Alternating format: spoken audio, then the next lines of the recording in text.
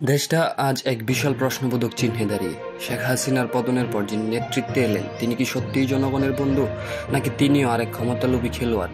Doctor Yunus কি গণতন্ত্র ফিরিয়ে আনছেন, না ছদ্মবেশে একচ্ছত্র শাসন কায়েম করছেন?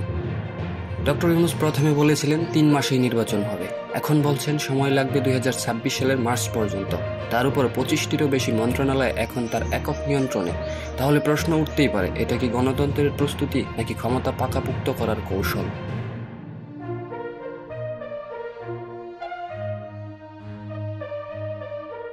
বর্তমানে ডক্টর ইউনূস নিজেই ২৫টিরও বেশি মন্ত্রণালয়ের নিয়ন্ত্রণে আছেন। তার অধীনে নিযুক্ত উপদেষ্টাদের ক্ষমতা সীমিত, মন্ত্রী পরিষদ নামেই আছে, মূল সিদ্ধান্ত আসে ইউনূসের অফিস থেকেই।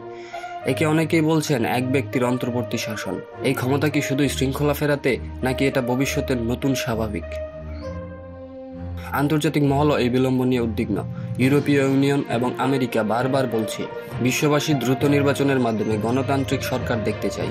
তবে ইউনূস বলছেন দেশ এখনও নিরাপদ নয়, নির্বাচন হলে উগ্রবাদীরা সুযোগ নেবে। প্রশ্ন হলো, এই বক্তব্য কি বাস্তবতা না কৌশল? রাজপথে এখনও উত্তেজনা রয়েছে।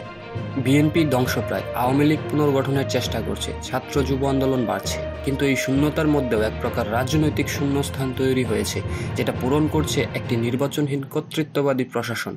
অনেকেই বলছেন মোহাম্মদ ইউনূস ক্ষমতা চাইছে না, কিন্তু ক্ষমতা তাকে ছাড়ছে না। সিঙ্গাপুর মডেল, মালয়েশিয়া মডেল, এমনকি মিয়ানমারের সামরিক সরকারের মতো তথ্য ভেসে বেড়াচ্ছে। ডক্টর ইউনূস কি বাংলাদেশে তার নিজস্ব এক ব্যবস্থাপনা কায়েম করতে চাইছেন, নাকি তিনি সত্যিই একটি নিরপেক্ষ দুর্নীতিমুক্ত ব্যবস্থা তৈরি করার চেষ্টা করছেন, যা একদিন নির্বাচনের মাধ্যমেই শেষ হবে? ইতিহাস বলছে অস্থায়ী সরকার বলে অনেকেই এসেছেন, কেউ কেউ থেকেছেন বছরের পর বছর।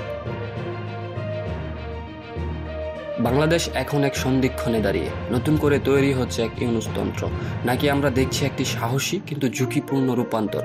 সিদ্ধান্ত আপনি নেবেন, কিন্তু প্রশ্ন করতে হবে, বিশ্লেষণ করতে হবে, কারণ ইতিহাস দেখছে আমাদের।